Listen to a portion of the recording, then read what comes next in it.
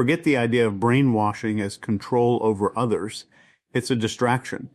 The real leverage, the kind that actually changes your life, comes from something far more precise, directing your own attention with intention. Because attention is the gateway to everything. What you notice, what you believe, what you repeat, and ultimately what you become. Most people don't control their attention. It gets pulled in every direction. Notifications, opinions, trends, noise. And whatever holds your attention long enough begins to shape your thinking. Not because you agreed with it at first, but because you kept seeing it. The brain doesn't argue with repetition. It adapts to it.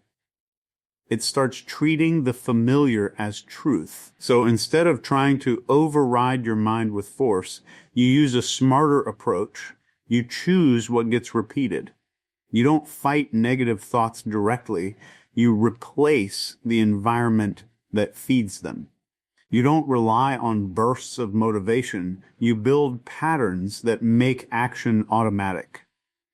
You don't try to convince yourself emotionally in the moment.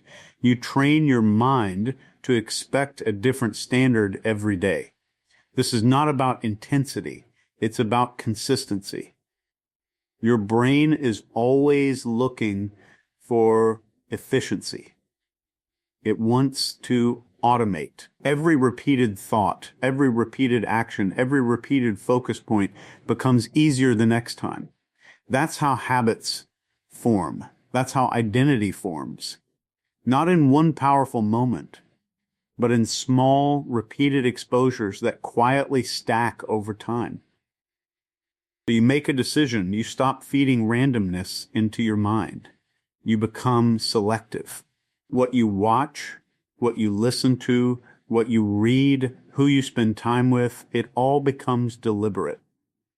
Because you understand something most people ignore, input becomes identity.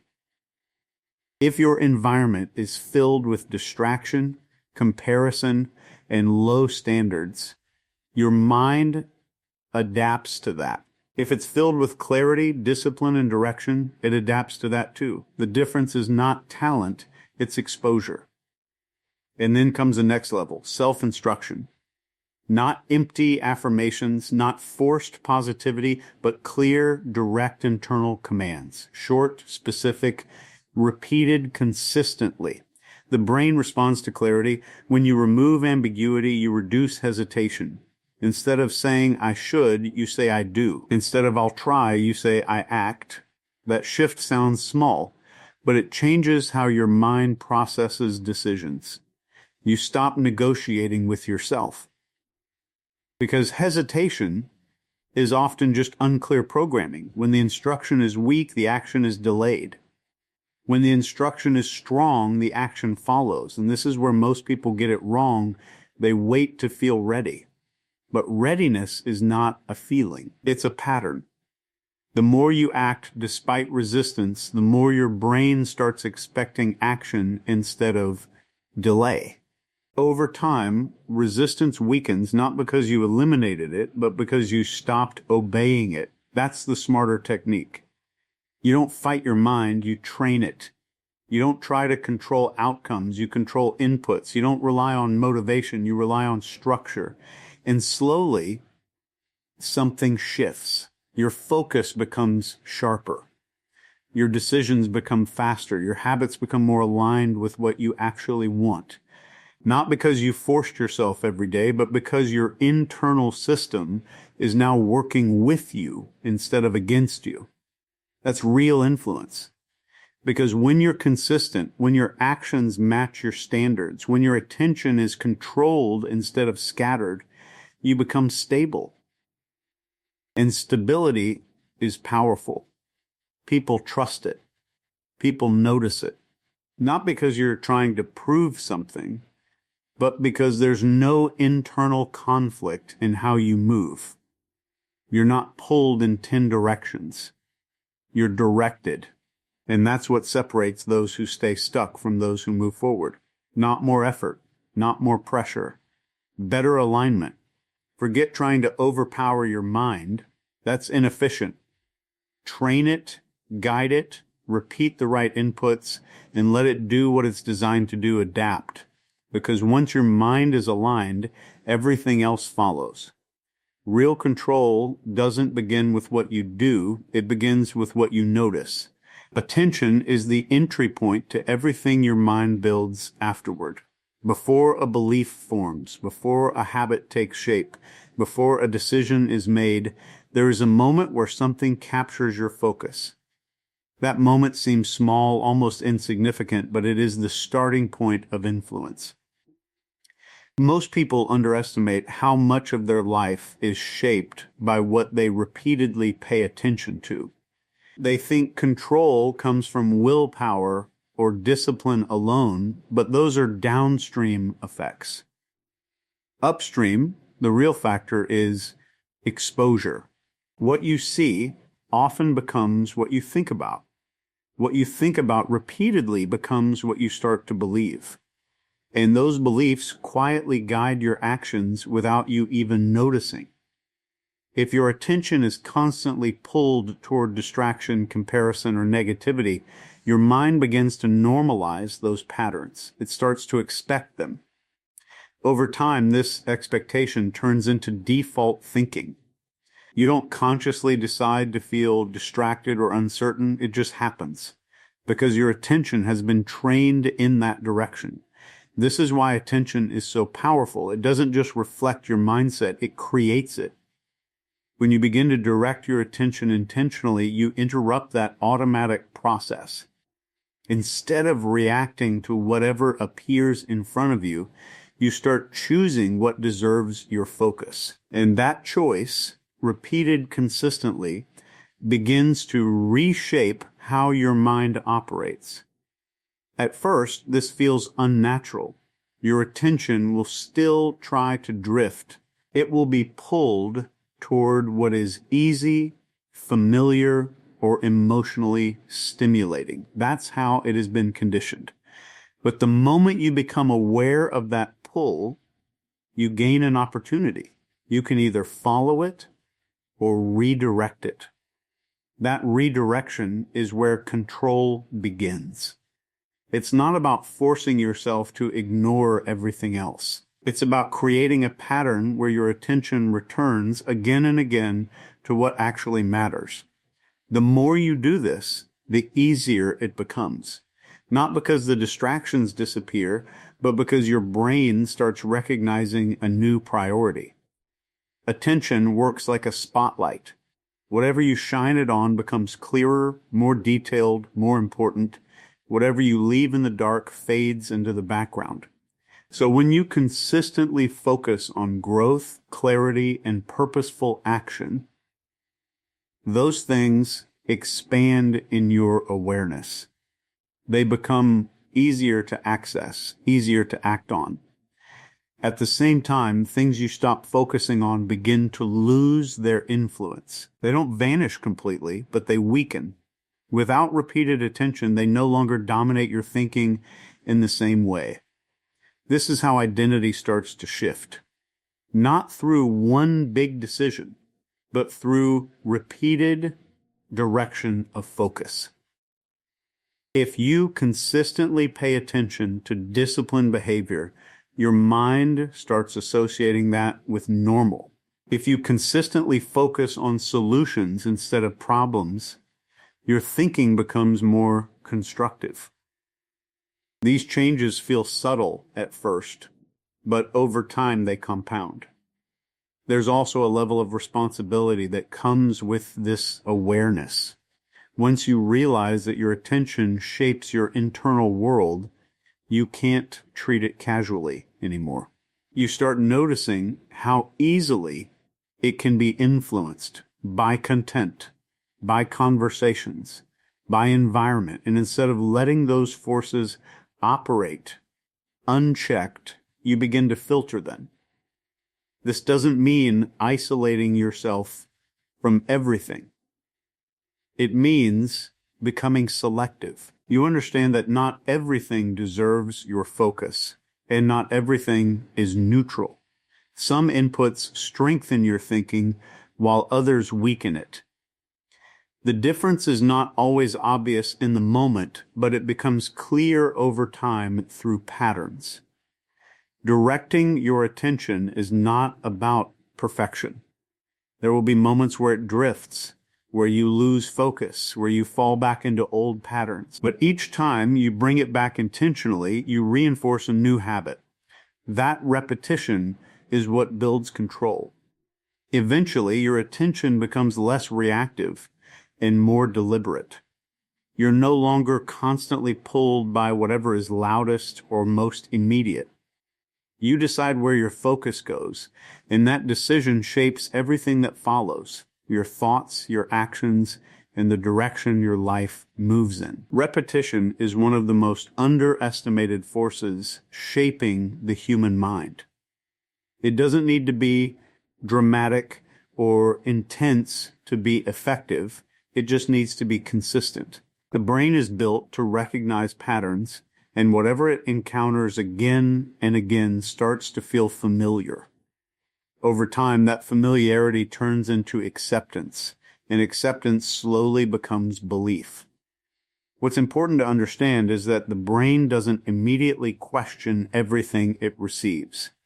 If something appears repeatedly, especially in a similar form, it begins to bypass resistance. It starts to feel normal, expected, even obvious. This is why ideas, thoughts, and narratives gain power not because they are always true, but because they are repeated enough to feel true. You can see this in everyday life. If someone constantly hears that they are not capable, not ready, or not good enough, those ideas begin to settle in. Even if they weren't believed at first, repetition lowers the barrier. The mind starts to accept those thoughts as part of its internal dialogue. Eventually, they no longer feel like external input. They feel like personal truth. The same process works in the opposite direction. If a different set of thoughts is introduced and repeated consistently, the brain begins to adapt to those as well. It doesn't instantly transform, but it gradually shifts. The more a thought is revisited, the easier it becomes to access. The easier it becomes to access, the more influence it has over decisions and behavior. This is where most people misunderstand change. They look for a single moment of motivation or a powerful realization to transform everything. But the brain doesn't operate on one-time intensity. It operates on accumulated exposure. One strong moment might inspire you briefly, but repeated input is what creates lasting change. Repetition works quietly. It doesn't announce itself while it's happening. You don't feel your beliefs changing in real time. But over days and weeks, patterns start forming. Certain thoughts appear more quickly. Certain reactions become automatic. And without realizing it, your internal landscape begins to look different. There is also a strong connection between repetition and ease. The brain prefers efficiency. The more it encounters something, the less effort it needs to process it. That's why repeated thoughts start to feel natural. They require less energy, so the brain leans toward them by default. This is how habits of thinking are formed, not through force, but through familiarity. If repetition is left uncontrolled, it can work against you. Random inputs, negative narratives, and unfiltered content can create patterns that limit your thinking. And because the process is gradual, it often goes unnoticed until those patterns are already established. You may think your thoughts are entirely your own, without realizing how much they've been shaped by what you've repeatedly exposed yourself to. Once you become aware of this, repetition becomes a tool instead of a passive force. You start to choose what gets reinforced. Instead of letting random ideas take root, you introduce deliberate ones. You repeat what aligns with the direction you want to move in. Not once or twice, but consistently enough that your brain begins to recognize it as the new normal. This doesn't require extreme effort. It requires consistency. Short, clear inputs repeated daily have more impact than occasional bursts of intensity. The brain responds better to steady patterns than to irregular spikes. Over time, those patterns become internalized. Another important factor is attention during repetition. The more focused you are when something is repeated, the stronger its impact. When repetition is paired with awareness, it becomes more effective. You're not just exposing yourself to something, you're reinforcing it consciously. Gradually, the thoughts you repeat begin to influence how you interpret situations. They shape your expectations. They guide your decisions in subtle ways. What once required effort starts to feel automatic. And that's when real change becomes visible, not because you forced it, but because your mind has adapted to a new pattern of thinking.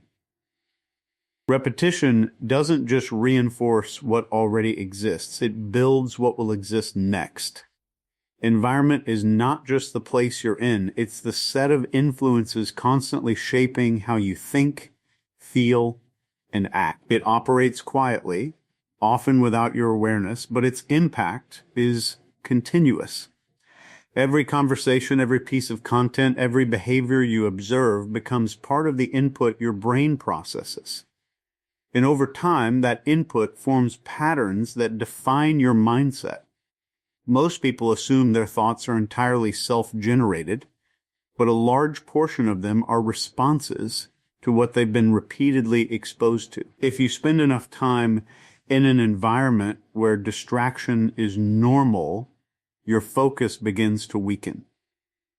If you're surrounded by low standards, those standards start to feel acceptable. Not because you consciously chose them, but because your brain adapts to what it sees most often. Adaptation is the key mechanism here.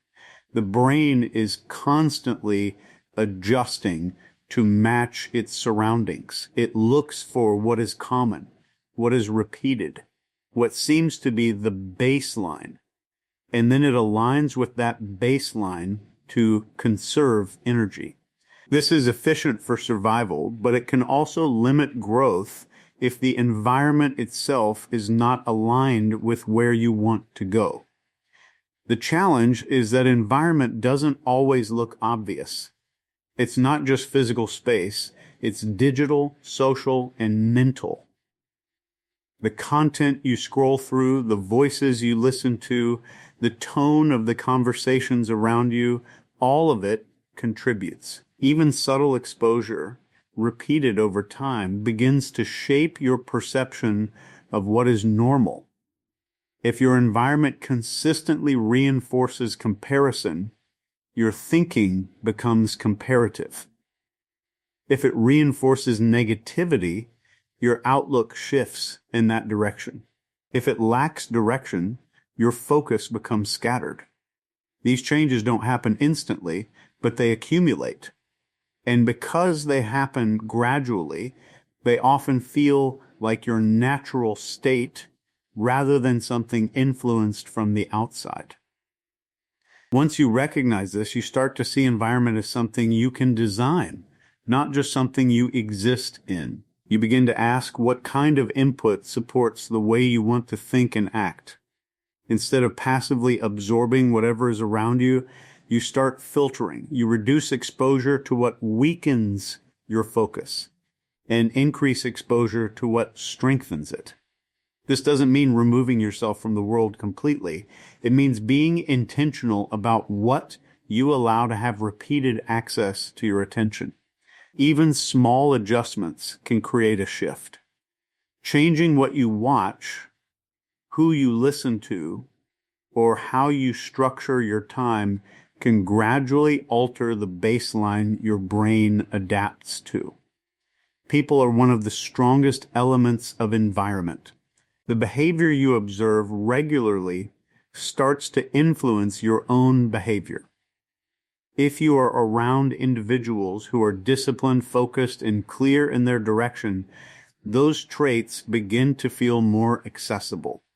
Not because they transfer directly, but because your brain now recognizes them as possible and normal. The same is true in reverse. If the people around you normalize inconsistency or lack of direction, it becomes harder to maintain a different standard. You may still try, but you'll be working against the current instead of with it. That friction requires more effort, and over time it can wear down consistency. Environment also affects expectations. What you see regularly sets a reference point for what you believe is achievable. If your exposure is limited, your expectations shrink.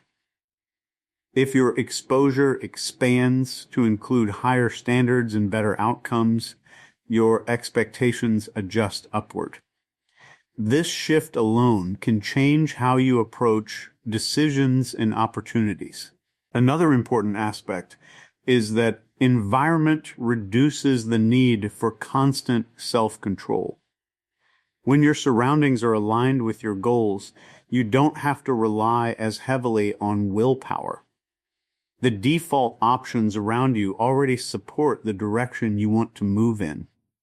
This makes consistency easier, not because you've become stronger overnight, but because the friction has been reduced. Over time, your environment becomes a silent guide. It shapes your habits without needing constant reminders. It reinforces certain patterns until they become automatic. And because it operates continuously, its impact compounds. The key is not to control everything perfectly, but to become aware of what is influencing you and adjust where you can.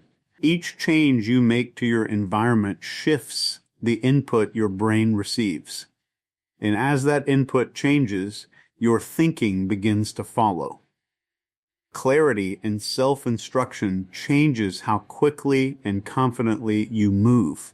Most hesitation doesn't come from lack of ability. It comes from vague internal language.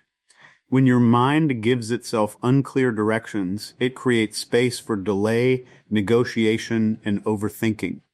Phrases like I should, maybe later, or I'll try don't carry commitment. They sound passive, and your brain treats them that way.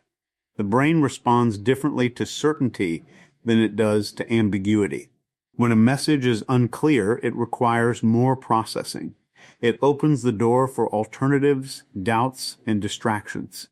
That's why hesitation often feels like mental noise, multiple options competing without a clear decision. But when the instruction is direct and specific, the brain doesn't need to search for meaning. It recognizes the command and prepares to act. This is where internal language becomes important. The way you speak to yourself is not neutral. It shapes how your brain interprets situations. If your self-instruction is consistently weak or uncertain, your actions will reflect that. Not because you lack discipline, but because your internal guidance system isn't giving clear direction. When you begin to shift that language, the effect is noticeable. Instead of saying I should start working, you say start now. Instead of I need to focus, you say focus on this task. These are simple changes, but they remove ambiguity. The brain no longer has to interpret what you mean. It receives a clear signal. This doesn't mean forcing yourself harshly. It means communicating with precision. The goal is not intensity, but clarity. When your instructions are short, direct, and consistent, they become easier to follow. Over time, they reduce the gap between thinking and doing. Another important factor is consistency in those instructions. If your internal commands change frequently or contradict each other, your brain receives mixed signals. One moment you push forward, the next moment you allow delay. That inconsistency creates confusion, and confusion leads to hesitation. But when your instructions remain stable, your brain starts to recognize a pattern. It begins to expect certain actions in certain situations. This expectation reduces resistance, not because resistance disappears, but because the response becomes more automatic. You don't spend as much time debating whether to act. You act because that's the established pattern. Clear self-instruction also reduces emotional interference. When decisions are vague, emotions have more space to influence them. Doubt, discomfort, or distraction can easily shift your direction. But when the instruction is precise, it acts as a reference point. Even if emotions fluctuate, the direction remains defined. For example, if the instruction is work on this task for the next hour, it creates a boundary. Within that boundary, your brain has less room to wander. You've already decided what needs to be done. That decision removes the need for repeated evaluation, which is where most delays occur. There is also a connection between clarity and confidence. When you give yourself clear instructions and follow them consistently, you build trust in your own decisions. You begin to see that when you decide something, it leads to action. That reinforces your sense of control. Confidence then becomes a result of repeated alignment between instruction and behavior. On the other hand, unclear instructions often lead to incomplete action. You start something, stop, shift focus, or delay. Over time, this creates a pattern where your mind doesn't fully trust your own direction. That lack of trust shows up as hesitation in future decisions. By tightening your internal language, you remove that pattern. You create a system where decisions are followed by action more reliably. This doesn't require constant effort. It requires consistency in how you communicate with yourself. Another aspect is simplicity. The brain handles simple instructions more efficiently than complex ones. Long, detailed internal conversations can slow you down. Short, direct commands keep the process clear. They reduce mental load and make execution easier. Over time, clear self-instruction becomes a habit in itself. You stop relying on external prompts or motivation. Your internal system provides direction automatically. When a task appears, your response is not to analyze endlessly, but to act based on a defined instruction. This shift may seem subtle, but it changes how you operate daily. Decisions become faster, actions become more consistent, and the space for hesitation becomes smaller. Not because you removed all doubt, but because you reduced the influence of unclear thinking. Action is what reshapes resistance, not the other way around. Most people wait for resistance to disappear before they begin, assuming that once they feel ready, the process will be easier. But readiness is often a byproduct of action, not a prerequisite for it. The longer you wait for the perfect mental state, the more resistance grows, because your brain starts associating delay with safety. Resistance is not a signal that you should stop. It's a signal that you're stepping into something unfamiliar. The brain is wired to prefer what it already knows. Anything outside of that feels uncertain, and uncertainty triggers hesitation. This is not weakness. It's a built-in mechanism. But if you keep obeying that hesitation, your brain learns a pattern. Discomfort leads to avoidance. That pattern becomes automatic over time. Each time you delay, you reinforce the idea that resistance should be followed. The next time you face a similar situation, the resistance feels stronger, not because the task changed, but because the response has been trained. You've created a loop where hesitation feeds itself. Breaking that loop doesn't happen through thinking, it happens through action. When you act despite resistance, you introduce a new pattern. The brain starts to see that discomfort does not always lead to avoidance. It begins to recognize that action can follow hesitation and that nothing harmful happens as a result. This weakens the intensity of resistance over time. At first, this feels difficult. The initial moments of action often carry the most friction. Starting is where resistance is strongest, because the brain is still deciding whether to maintain the old pattern or accept the new one.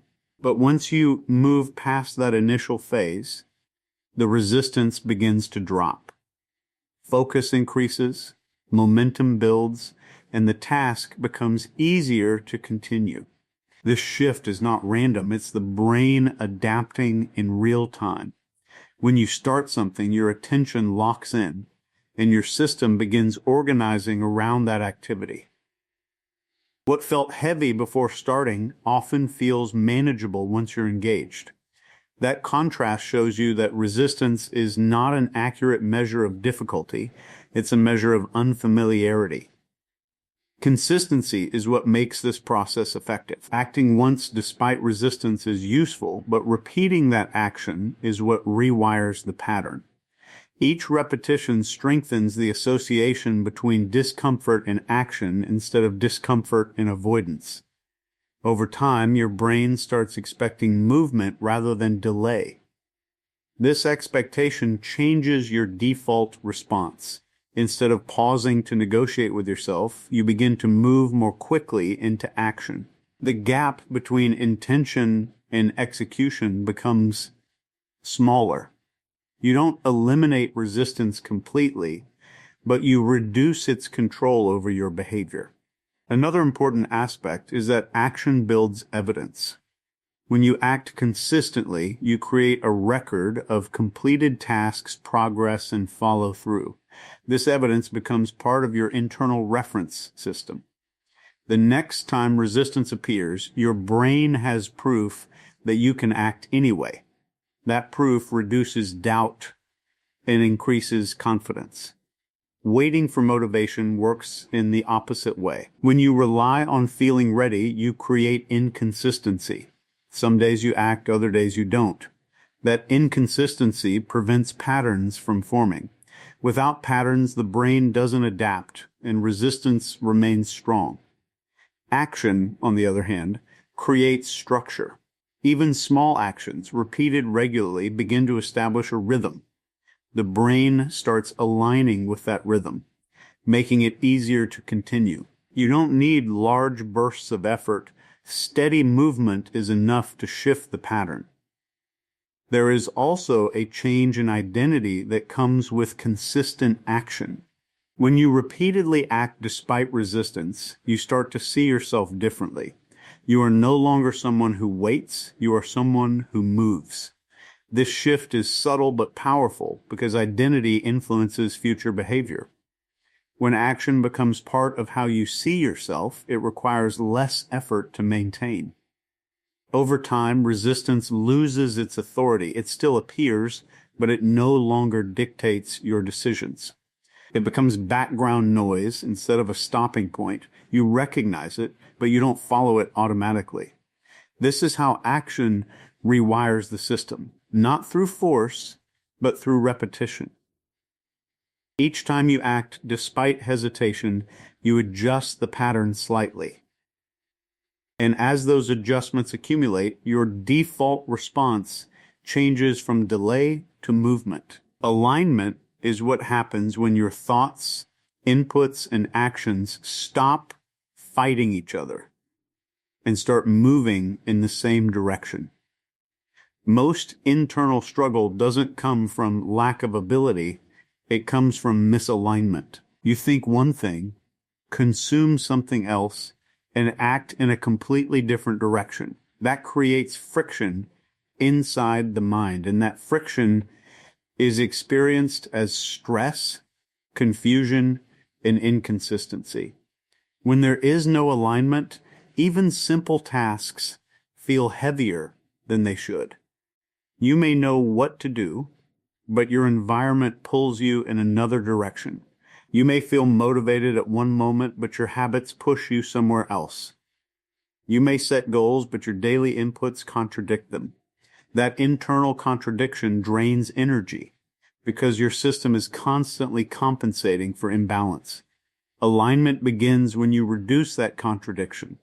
It starts with awareness, recognizing that what you consume mentally shapes how you think, and how you think shapes how you act. If your inputs are scattered, your thinking becomes scattered. If your thinking is scattered, your actions lose direction. Everything is connected in a chain. When your inputs are intentional, your mind starts to stabilize. The information you repeatedly expose yourself to begins to form a framework. That framework influences how you interpret situations. Instead of reacting randomly, your responses become more structured. You start thinking in patterns that support your direction rather than oppose it. This is where consistency becomes easier, not because effort increases, but because internal conflict decreases. When your thoughts and inputs support your goals, your actions no longer feel like resistance. They feel like continuation. You are not forcing yourself into behavior. You are following a direction that already exists internally. Misalignment creates friction because every part of you is pulling in a different direction. One part wants progress, another part consumes distractions, and another part delays action. That split requires constant negotiation. Alignment removes that negotiation.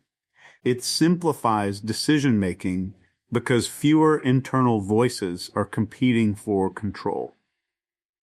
Over time, this simplification changes your mental state. You are no longer constantly switching between intentions and contradictions. Your focus becomes more stable.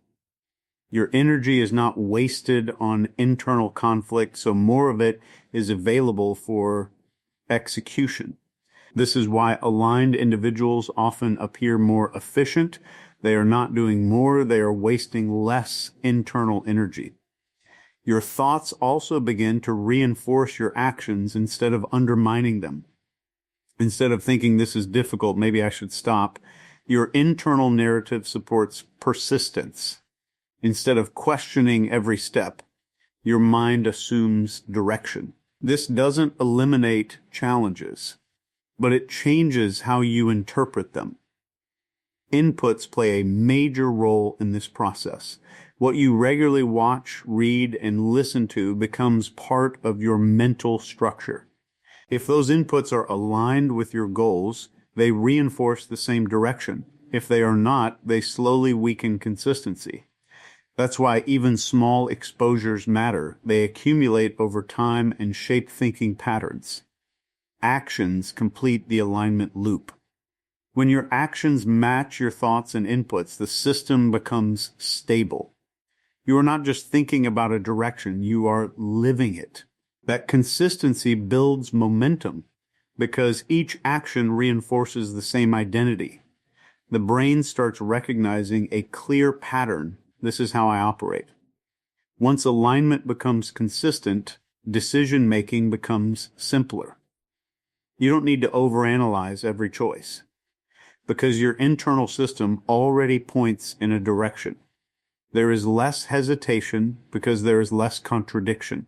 You are not pulling yourself apart with competing priorities. You are moving as one system. Even motivation changes in this state. Instead of relying on emotional highs, your actions are supported by structure. You don't need to feel inspired to move because your environment, thoughts, and habits already support movement. Motivation becomes secondary to alignment. This is why aligned systems feel effortless over time. Not because the work becomes easy, but because resistance decreases. The energy that was once spent on internal conflict is now redirected into execution. You are no longer battling yourself at every step.